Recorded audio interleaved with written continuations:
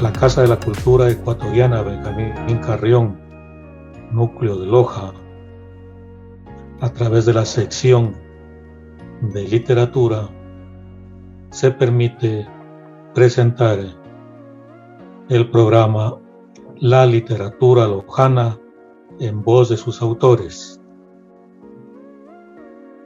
En esta ocasión queremos presentar a una distinguida maestra y escritora lojana, Ana Paulina Aymar.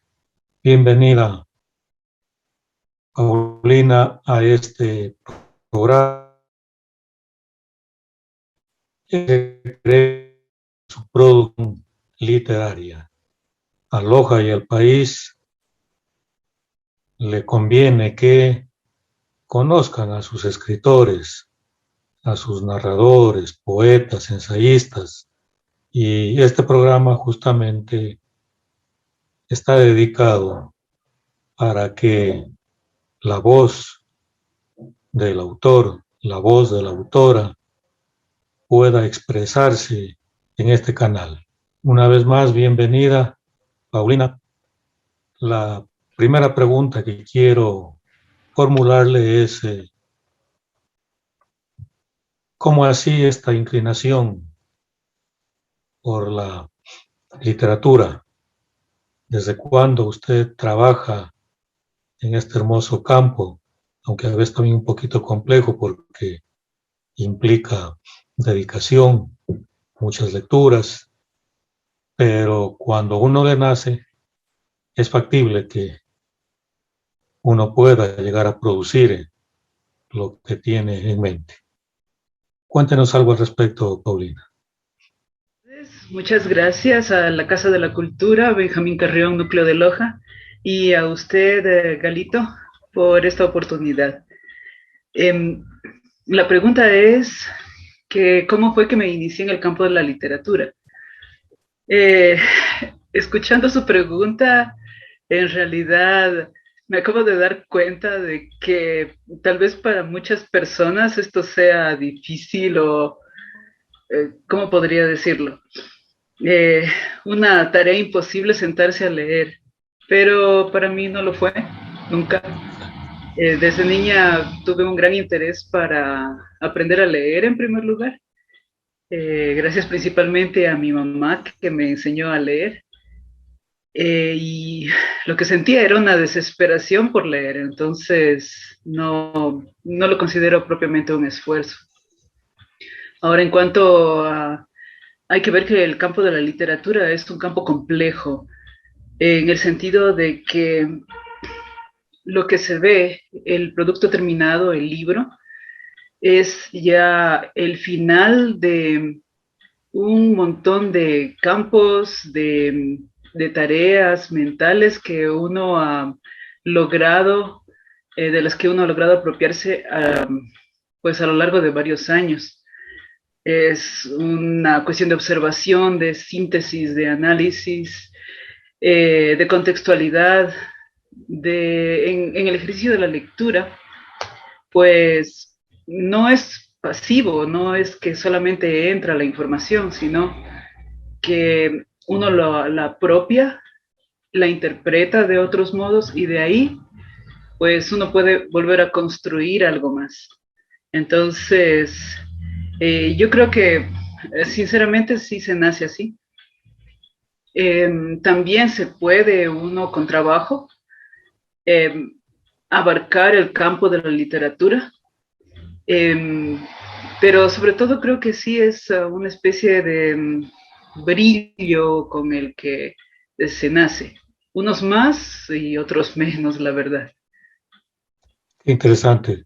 Algo que usted señaló al inicio, y lo dicen prácticamente todos los escritores, es que, bueno, es discutible si en verdad se nace o no poeta o narrador, en fin. Lo que sí es cierto que se nazca o no, hay una especie de disciplina permanente, ¿no? De vocación, de esfuerzo, Y usted dijo algo que interesante, la lectura. Yo creo que es difícil que alguien se plasme como escritor si no ha leído, ¿no? Es muy, muy difícil. Entonces, qué bien esto de la lectura. Leer nos permite abrirnos campos en la vida para entender, para interpretar el mundo, ¿no? Y en ese orden, otra inquietud es, ¿qué es lo que usted persigue con su creación literaria? Bueno,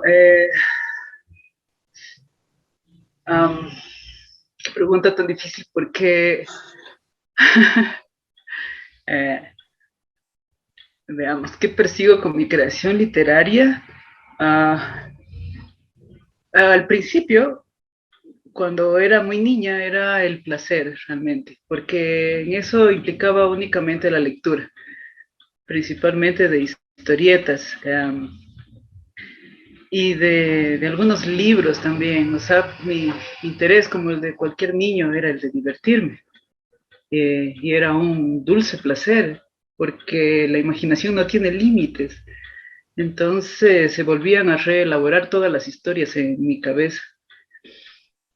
Pero después de la adolescencia, eh, en la que realmente pasé por cosas muy difíciles, yo creo que lo que trato ahora con la literatura es tratar de deshacerme de ese monstruo oscuro que tengo por dentro y que no se quiere morir y que probablemente me va a llevar a la tumba también. Una forma de matarlo es escribiendo. Sí, definitivamente. Escribiendo uno se puede liberar de los demonios, puede plasmar la tristeza, el odio, todas las emociones que a la gente les huye porque dicen que son negativas, uno los puede convertir en algo tan placentero y tan disfrutable desde la literatura y desde la creación de muchas artes. En efecto, en este orden, la literatura sirve para infinidad de manifestaciones, creo que en el caso suyo, terapéuticas, ¿no? La Sí, yo recreación creo que sí. creo que surge mucho mejor así. ¿Usted escribe desde cuándo? ¿Cuándo empezó? ¿O a los cuántos años empezó ya a sentir ese deseo enorme por escribir? Bueno, yo no sé si realmente sabía escribir desde que tengo memoria o fue, no sé, que mis papás me escogieron a mí para ser la poeta de la casa, porque yo mis primeras memorias son las que tú sabes escribir, tú puedes hacer poemas, hazle un poemita a la prima que cumple años y yo estaría chiquita de unos 6 7 años. Ujú. Entonces, no sé si ya desde antes me conocían por ese gusto, por la poesía y por la literatura, o ellos me escogieron porque ambos son maestros y mi papá también es poeta, escribió unos versos muy bonitos y era muy culto y un espíritu sensible realmente. Eh, pero desde que tengo memoria ya empecé como ese ejercicio de creación. Los contextos culturales en los cuales uno se desenvuelve ayuda mucho. Y usted lo acaba de decir, la familia, a veces ciertas amistades, quizá en la educación, algún maestro, maestra, en fin, y sobre todo los grandes modelos que son, pues, por supuesto, las lecturas que uno tiene. ¿Hay algún tipo de lectura, algún tipo de escritor en especial que haya influido mucho en su vida para dedicarse a escribir? Eh, para dedicarme a escribir, creo que los malos. ¿Por qué los malos? Curiosamente, los que hacen una literatura muy corriente, obvia, barata, no sé cómo decirlo, porque entonces uno dice, para escribir así yo también puedo y lo hago mejor. Entonces yo Exacto. creo que los malos. Qué bien, qué bien. Está, usted me hizo acuerdo de un amigo que cuando le preguntaban a qué partido político quieres apoyar. Entonces preguntaba, ¿cuáles son? ¿Cuál dices el más débil? ¿Cuál es el peor? Tal. Ah, dice, en ese me inscribo. ¿Cómo dice? No querrás ganar, pues.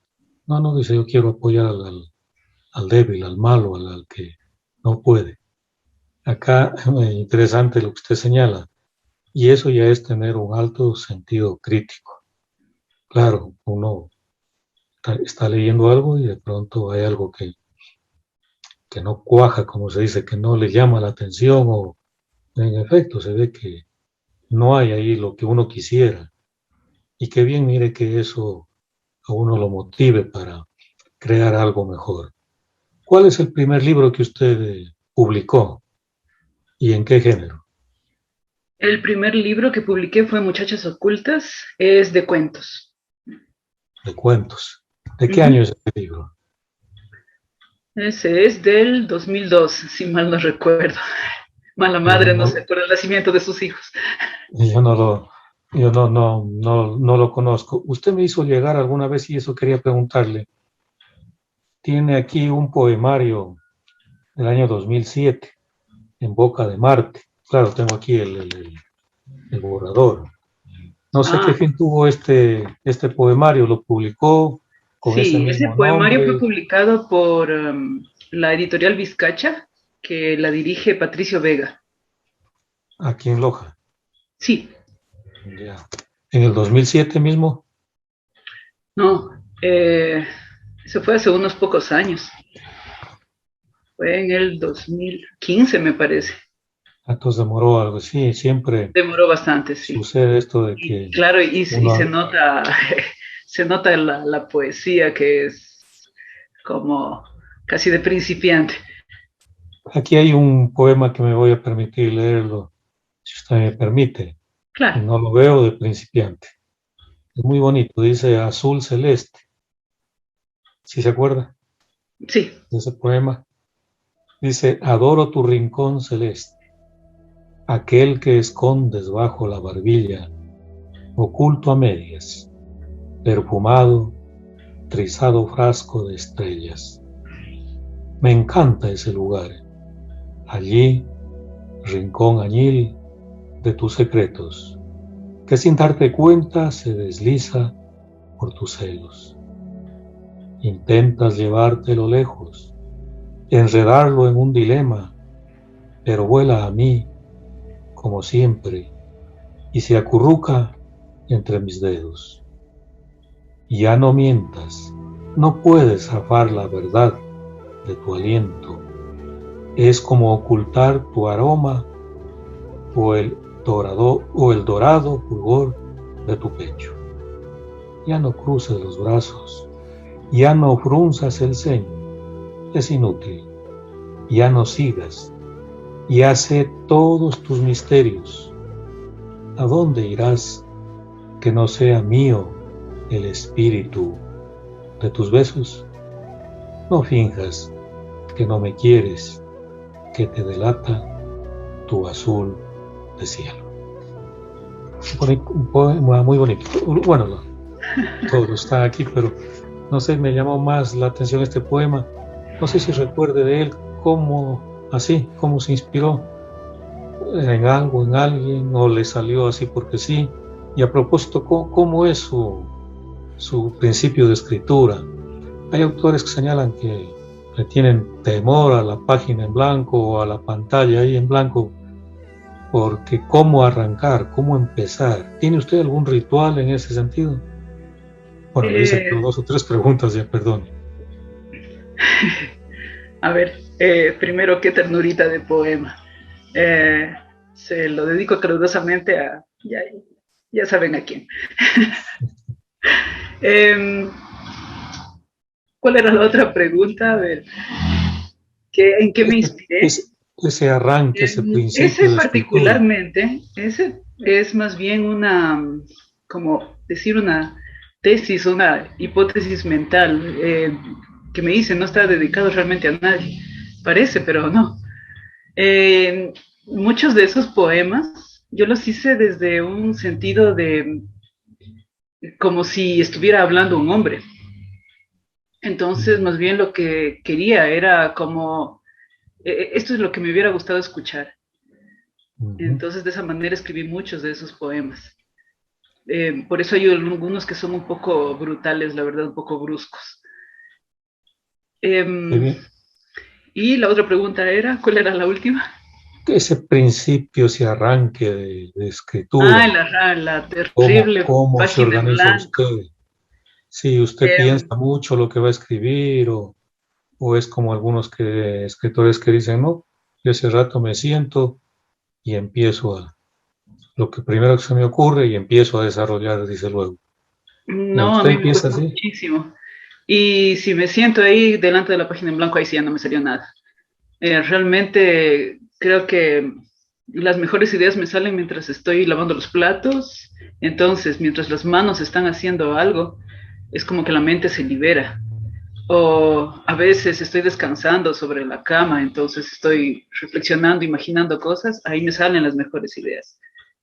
Punto uno. Punto dos es escribirlas, pero a mano en un cuadernito. Ujú.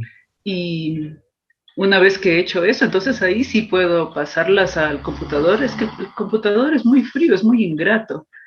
Es difícil, no sé. A mí me ha quitado una cantidad de inspiración increíble porque el rato que uno se sienta es difícil y parece que con los años todavía es cada vez peor. Pero sí, con estos tres momentos, ahí sí, realmente sí sale que escribir. Ahora, últimamente lo que tengo es que tuve ese blanqueo de escritores porque traté de hacer la segunda parte de mi novela Sama y Pushak. Me resultó terriblemente difícil porque cuando hice la primera, lo que hacía era recorrer las calles de Loja físicamente para poder entender eh, cuál iba a ser los movimientos que hacía el guardián.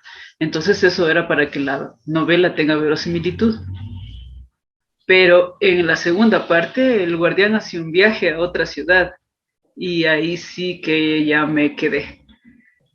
Eh, y es algo que me hace sufrir muchísimo porque pues es como que necesito terminarla, es una angustia que tengo porque no la termino, ya lleva varios años. Pero la ventaja con la tecnología ahora es que hay Google Maps.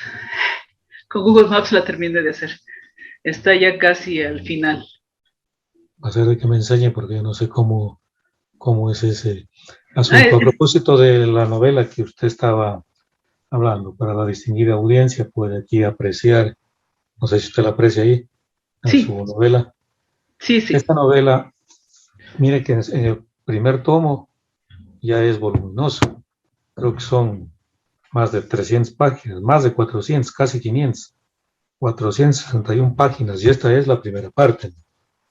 Quisiera que nos amplíe, usted empezó ya a hablar algo de ella, de esta muy interesante novela, Sueños y Demonios.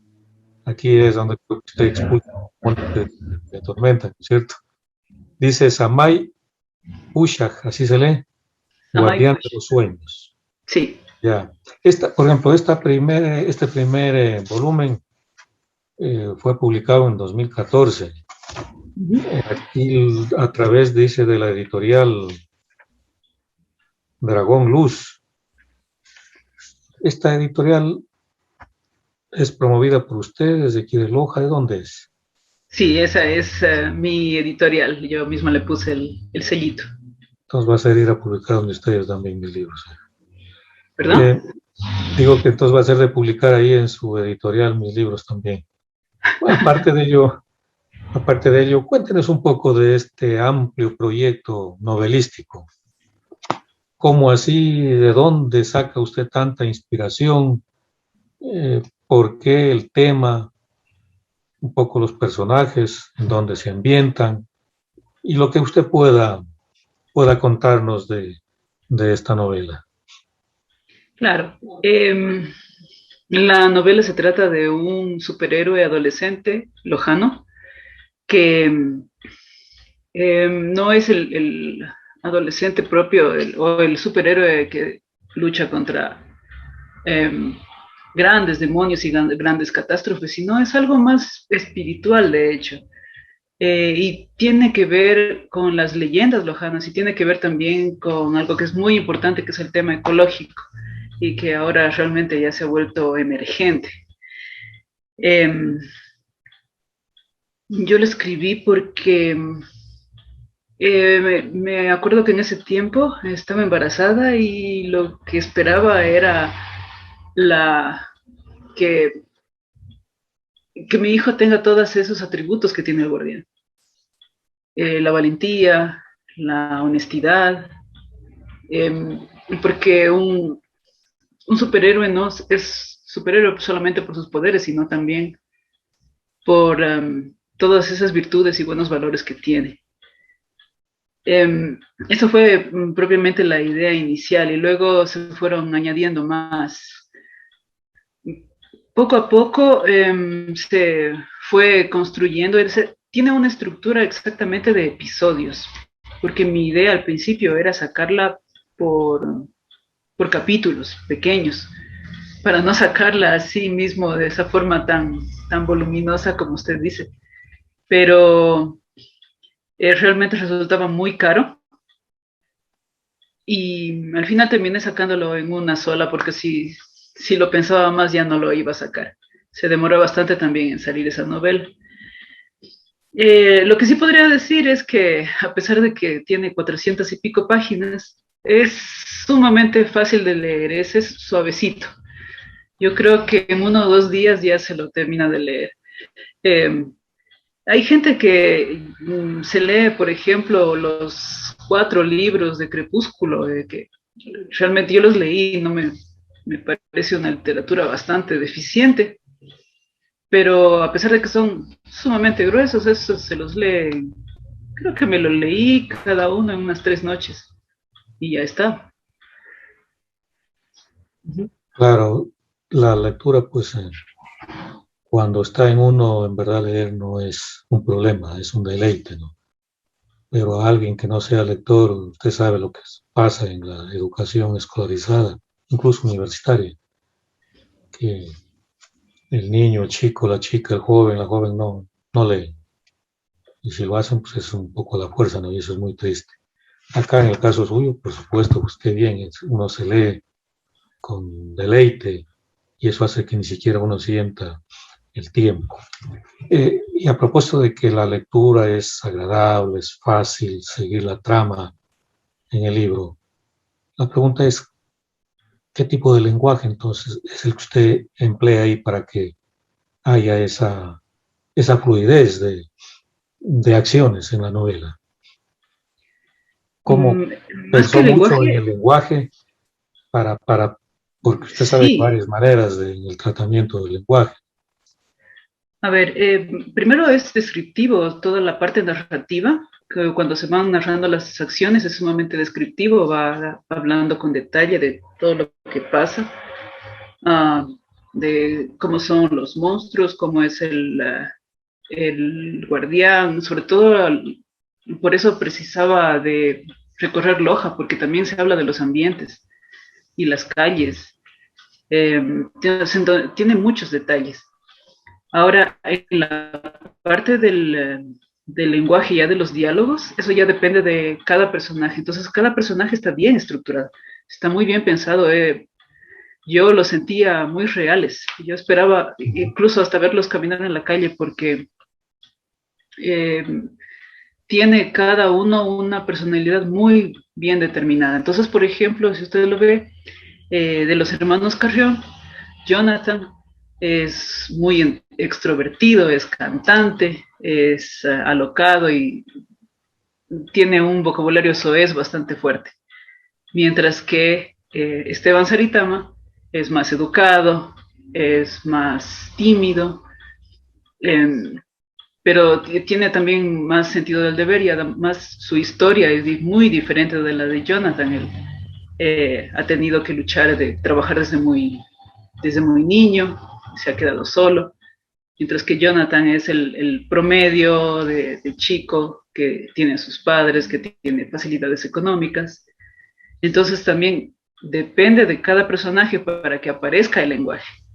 Entonces no es que yo de malcriada los hago decir malas palabras, no, es que esa es la personalidad que él tiene. Exactamente, en la literatura, por supuesto, así es, ¿no? Claro que el lector poco formado a veces no, no entiende, ¿no? O le pasa el problema al autor. A este autor o esta autora, qué malcriado, ¿no? ¿Cómo va a hablar así? Se dan esas cosas, no sé si usted ha sido consciente de eso. Sí, me ha pasado, Y hay sí. incluso anécdotas al respecto, o cuando no se ubican en el género que están leyendo. Recuerdo el caso de, justamente usted habrá ya conoció que murió uno de los grandes narradores, que es Eliezer Cárdenas. Y él comentaba que alguna vez estaba recorriendo la provincia y luego, bueno, hizo su novela Polvo y Ceniza. Y alguna vez habían leído algunos ya de sus años viejitos de por acá, de la provincia, y, y conocían de la vida de Nahum Briones. Entonces que decían a Eliezer Cárdenas, oiga, qué mentiroso este hombre, si eso no fue así, porque dice, habrá inventado eso. Entonces, miren un poco, lo de anecdotario está en que, claro, cuando el lector no conoce en qué género está leyendo, tiende a confundirse, ¿no?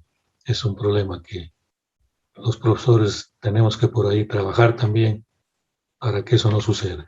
Bien, ¿usted pensó de antemano qué tipo de técnicas narrativas emplear en la novela o es vuelvo un poco a la cuestión esta de cómo va usted produciendo mientras escribe? ¿O es que ese momento conforme usted va contando, eh, se inventa ese momento o dice, esta es la técnica que me sirve? ¿Usted solo piensa de antemano o en el fluir de la escritura le surge todo este asunto de hablar de las técnicas narrativas? No pienso para nada en las técnicas narrativas, aparte que como escribo desde muy niña, entonces prácticamente soy una artesana. Fue después que pude estudiar literatura. Eh, bueno, primero yo fui ingeniera además, después estudié la literatura y recién ahí fue que me di cuenta de las diversas técnicas narrativas, de los diferentes tipos de texto, eso ya incluso ya lo aprendí cuando era maestra. Eh, por supuesto que sí ayuda, pero eh, siempre hay cierto encanto en esa literatura cruda de cuando uno es joven, ¿no? Vuelve a leer y dice, chuta, realmente sí, sí me faltaba, pero es como los dibujos de los niños, ¿verdad? Que son invaluables. Cuando uno trata de dibujar, igual ya no sale, porque la mente cambia, las manos cambian. Y ya no va a salir el mismo dibujo, pero esos dibujos mal hechos que tienen los niños tienen una dulzura, son tan bonitos dentro de ellos mismos. Eso yo creo que sí vale la pena de todas maneras, así escribir a lo loco, sin técnicas narrativas. Claro, cada escritor tiene su forma muy específica, muy especial para escribir.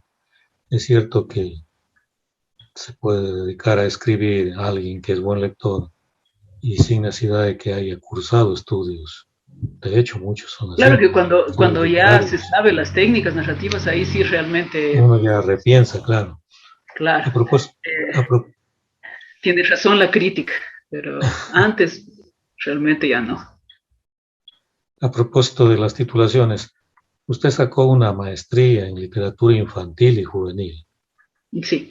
¿Le ayudó, le sirvió esa maestría para ahondar mejor en este espacioso mundo de la literatura infantil y juvenil?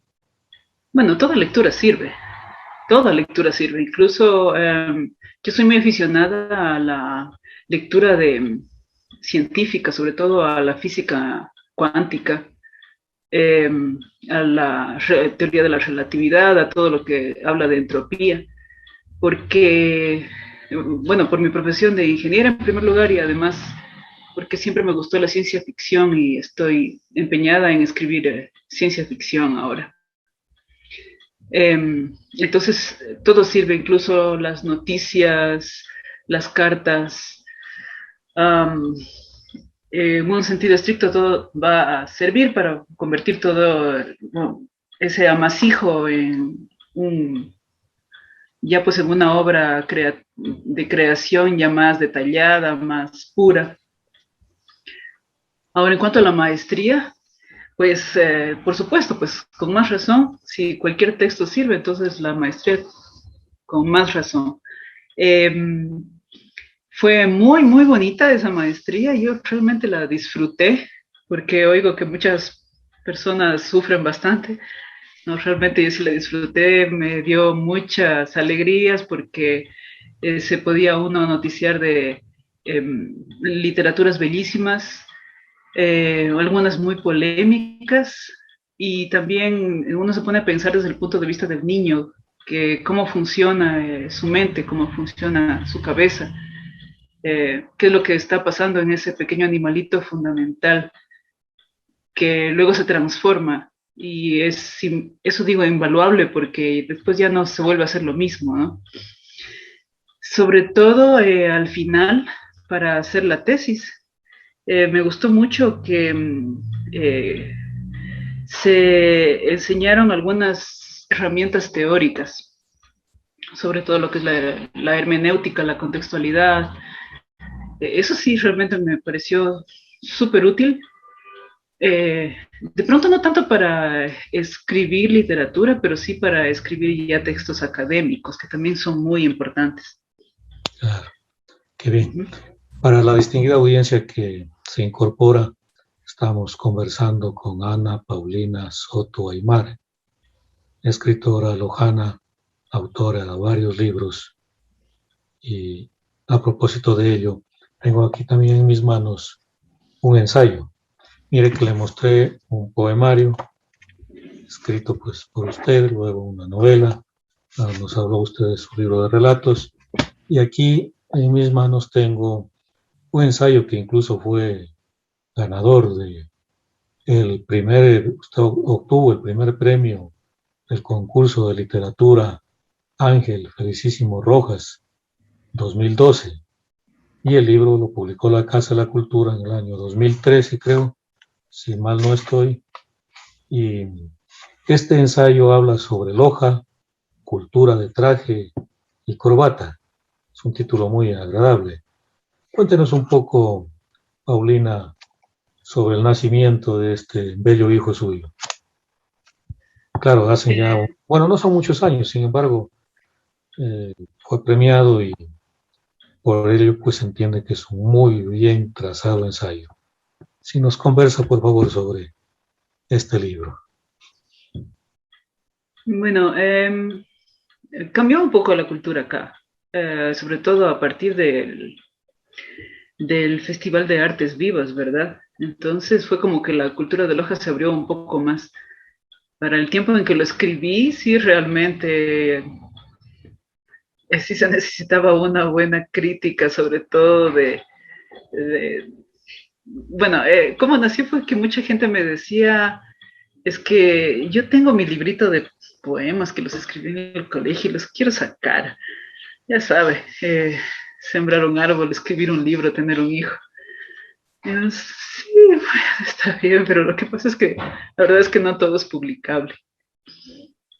Así es. Y no sé, yo nací precisamente en una generación que un, un cómico colombiano la llamaba la generación de la guayaba, porque somos la última generación en la que nuestros padres fueron sumamente estrictos con nosotros, o sea, uno no podía ni regresarlos ni a ver. Y tenían, a mí al menos me tenían controlada hasta el máximo, no podía, pero ni sacar la cara a la ventana ni nada, porque ya parecía que alguien me iba a robar o que yo me iba a escapar o alguna cosa así. Y realmente era de mucho respeto a los padres. Y luego viene la generación de nuestros hijos que en cambio, pues ya no vivieron eso, ya uno lo tratan de tú, de si no quieren hacer algo no lo hacen. Entonces le llamaba a la generación de la guayaba precisamente por eso, porque estamos así, aplastados entre dos generaciones. Y una amiga pues se iba al extremo y decía maltratados de dos generaciones. Bueno, yo no diría tanto, simplemente son cosas de la vida. Entonces me parece que también eso se extiende un poco acá a la cultura y sobre todo lo que fue cuando escribí ese libro.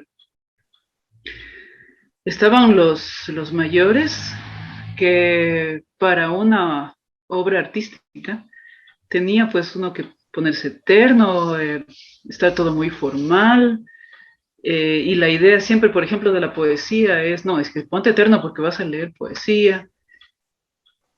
Y pues a mí me pareció un absurdo porque precisamente el arte tiene que ver mucho con la libertad. Entonces, a pesar de que también había mucha gente que criticaba al respecto, pues nadie escribía al respecto. También es que justamente se abrió el concurso, porque si no se abrió el concurso, pues ¿cómo se iba a escribir? Se abrió el concurso para ensayo, entonces digo, voy a participar. Perdone, Realmente, ¿usted a propósito del concurso empezó a escribirlo o ya lo tenía listo? no, lo escribí a propósito del concurso. Ah, qué Lo bueno. tenía mentalizado, pero aprovechando que hubo el concurso, dije, no, y hablaba, dentro de las bases decía algo de la cultura. Entonces, me senté a escribir, tenía un mínimo de 120,000 caracteres y yo ya llegaba a la fecha de máxima entrega y no podía y por ahí incluso tiene unos parches porque le aumenté unas ponencias que hice para un grupo de rock. En fin, después de bastante esfuerzo y de que se murió mi perrito y de varias noches sin dormir lo logré sacar. No, la Qué verdad bien. yo no pensé que ganar, pero sobre todo yo quería ese dinero del premio para poder sacar el Sama y Push con Ah, ese ya. dinero. Es como Qué bien. un hijo dándole la vida al otro. Al Y eso otro fue hijo. lo que resultó afortunadamente. Por aquí en alguna parte dice usted un destino bastante deprimente que de alguna manera nos define cómo somos los lojanos. El lojano se vuelve lojano fuera de Loja. Aquí se marchita. ¿Por qué se marchita? ¿Por qué solo fuera de Loja puede realizarse? Es esa la idea, ¿no es cierto? Es una descripción, ¿ya? Y sí, eso es lo que pasa. Yo no sé por qué, sobre todo los de mi generación, cuando yo estaba en la universidad, todo el mundo se quería ir a Estados Unidos. Yo tenía amigos que eran como gotita de agua, me quiero ir a los estados, me quiero ir a los estados. Y a mí no me llamaba la atención y yo lo que les decía es, lárgate. Quiero decirte, lárgate. Ya Ya no me tienes molestes. cansada. No, ya no quiero ir más. Eh, entonces, esa es la idea y esa idea siguió por muchos años de que aquí en Loja no se hace nada. Aquí en Loja no se hace nada y yo aquí no hago nada. Me tengo que ir, me tengo que ir, me tengo que ir. Y Y es cuando se verdad, van, ahí están siempre se llegando en escucha cambio. eso.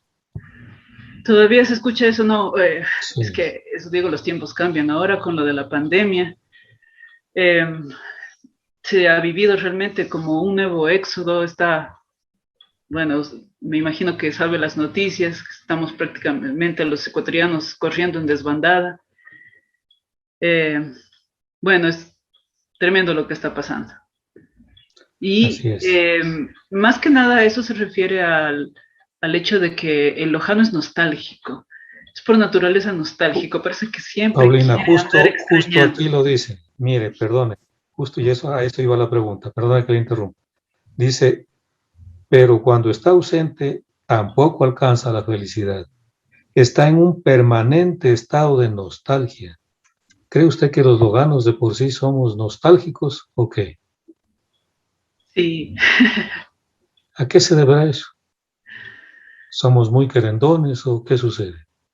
Bueno, me parece que era em, el señor Paladines en su ensayo el que lo decía, que no me acuerdo bien cuál es el autor, pero decía que prácticamente Loja es un útero, porque está rodeado de montañas. Y eso es también lo que nos ha dado o nos dio durante muchos años el hecho de estar aislados del resto del país. Mi mamá hasta ahora me cuenta que para poder salir de Loja se demoraba uno un mes a lomo de mula. Recuerdo. Entonces, eso también precisamente es como este lugar, esta ciudad que por sus montañas que nos abrazan, nos acogen también. Entonces, son eso, una cuna protectora de la que es después difícil salir. Y eso es, me imagino, lo que uno extraña, ¿no? La cercanía. Porque cuando uno va a una ciudad, sobre todo una ciudad grande, es como, no sé, eh, es algo, un ambiente agresivo, la verdad. Parece que no, no es lo mismo, está demasiado abierto, en cambio aquí es como, estamos más abrazaditos. Sí, sí, es cierto, hay tantas cosas al respecto, en verdad, esa manera de Lujano en especial, de esa nostalgia que obedece a lo que es la ciudad, a lo que somos como vecinos en esta ciudad que tiene, es cierto, una alta cultura y, en fin, inciden muchos factores, pero es cierto esto de la nostalgia. Ana Paulina, ¿qué otros proyectos literarios tiene en mente o ya algún texto más terminado que está escribiendo? ¿Qué piensa escribir? ¿Qué Bueno, temática? me faltan un par de capítulos para terminar la segunda parte del Samay Pushak, que se llama Taitanina, Señor del Fuego. También estoy, bueno, eso está solamente pues en esqueleto, son ideas. Quiero sacar otra vez un libro de cuentos, pero que sea más de tipo de ciencia ficción. Em, y por lo general siempre tengo algunos poemas sueltos. Recientemente lo que hice fue una mini historia para Mundo Distópico, el que estábamos hablando acerca del problema del extractivismo, de la minería, en el sector de Gualel. Entonces, pues un amigo, Javier Vázquez, se los ilustraba y eso se publicó a través del Facebook. Era una historia pequeñita nada más. Y eso es lo que se hace. Yo creo que hay, hay una, en este momento es sumamente difícil la creación porque tenemos pues como competidor al Internet, entonces las reglas del juego han cambiado pero radicalmente. Yo creo que hay que darse cuenta de que venta de libros por tal como la conocíamos ya no se va a dar. Creo que ahora el futuro va a ser los PDF. Y me duele decirlo, no es que me guste. Pero así es, o sea, hay una sobreproducción en este momento, pero increíble y además tan inmediata. Por ejemplo, acerca de la pandemia, todavía ni siquiera se termina y ya hay un montón de escritos acerca de la pandemia, qué pasó, cómo fue. Entonces son cosas que no se dejan todavía pensar, asentar, reflexionar. Eh, Creo que realmente nos alcanzó esta era en la que todo es rápido y se piensa poco.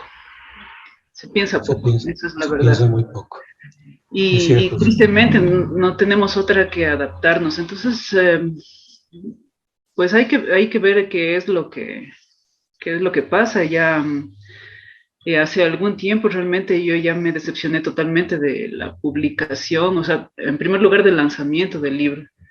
Desde Ciudad de Vírgenes yo ya no volví a lanzar un libro, porque era triste, o sea, uno trabajaba bastante para sacar el lanzamiento y al final pues no, nadie iba. y tampoco la impresión de libros, la verdad, no me ha resultado. Por eso, por ejemplo, el último libro, el de Prótesis, yo ya no me encargué para nada de esa edición. Esa edición la tiene totalmente Alexander Ávila. Si se quiere adquirir el libro, se tiene que hablar con él directamente. Yo ya no tengo ni un libro de Prótesis. Él se encarga Ya, completamente de todo. Eh, y creo que es eso, o sea, en el futuro no voy a dejar de escribir, pero realmente que recibir alguna vez una compensación económica no va a resultar. Hay que darse uno cuenta de la triste verdad. A menos que uno gane un concurso, ahí sí. claro. En efecto, en verdad es así. Sin Uh -huh. embargo, la interesa, el gusto por hacerlo anima a que uno siga produciendo y en su Sí, ya caso les digo, creo que además es así. tengo que matar a mi monstruito, quieto, quieto, quieto, ahí monstruito, sí, ya quiere Todavía, salir. todavía no lo termina de matar, ¿no es cierto? No, no, Lo tiene ahí está. agónico. Ajá. Bueno, y a propósito de lo último que usted señala, ¿qué, qué, qué le depara a usted a la literatura en general? Es Eh, una temática que quizá no va a tener futuro, si la tiene, y en qué medida influye el hecho de que los que quieran y puedan leer literatura lo hagan. yo creo que hace años la gente ya bajo ese pensamiento hubiera pensado que la música clásica está muerta y el ballet también, pero Sí, siempre hay eh, ciertos adalides que van al frente de la batalla, mostrando la belleza de esas obras, y yo creo que no puede morir, no, la literatura no puede morir, porque además es un placer diferente, no es ver una pantalla, no es pues un gusto diferente como tomarse una cerveza, ¿no? Ese es un gusto mental tan exquisito, tan tan especial. profundo, tan claro, que realmente es como literatura, no va a morir. Lo que va a cambiar es realmente la forma de cómo se llega a los lectores. Eso es lo que va a cambiar. Ya, usted habla de los formatos. ¿Usted cree que a la larga el libro en físico se perderá? Algo dijo ya al respecto, por supuesto. ¿Cree usted que se perderá el libro en Perderse físico? no, perderse no, pero eh, sí va a ser más difícil de sacarlo, exactamente. O sea, a ver, exactamente lo que se va a perder es el hecho de que el escritor va a ser como siempre de todólogo y sentarse, ponerse en la esquina a vender sus libros.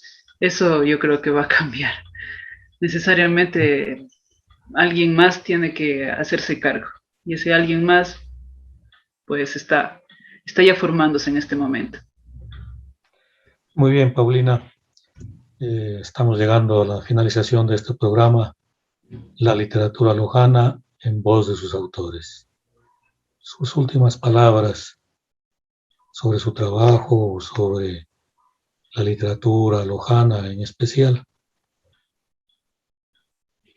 Eh, bueno, me gustaría, con mi último aliento, recordar que estamos en una emergencia de tipo ecológico, que ya subió la temperatura a 1 grado, sube otro grado, se acaba el planeta. Entonces, eso me parece sumamente emergente, hay que poner el hombro, hay que dar soluciones con respecto a esto del calentamiento global. Es muy grave, muy grave. No es cosa de chiste. Y bueno, con respecto a la literatura, pues creo que uno debe ser sobre todo la voz de los que no pueden hablar, de todos esos nuevos derechos que se están reivindicando. Eh, y creo que es mucho más importante hacerlo desde el punto de vista de las artes, porque si bien la información puede ser cierta, pero las artes nos llegan al corazón y desde el corazón viene la valentía para defender las causas justas. Muy interesante, le quedo muy agradecido a usted y a nuestra distinguida audiencia. Estuvimos en este conversatorio con Ana Paulina Soto Aymar en este programa que tiene trazado la Casa de la Cultura Ecuatoriana Benjamín Carrión Mora. Quedamos atentos para una próxima oportunidad. Les reitero mi agradecimiento a Ana Paulina y que siga escribiendo a pesar de todas estas circunstancias adversas que se nos vienen y que posiblemente que más saldrá. Sin embargo, ese empeño por querer trabajar en este plano tan hermoso, tan exquisito que tiene y que es la literatura, yo creo que usted va a poder sacar esos demonios para que siga trabajando en el ámbito literario. Una vez más, muchísimas gracias a usted y a la respetable audiencia.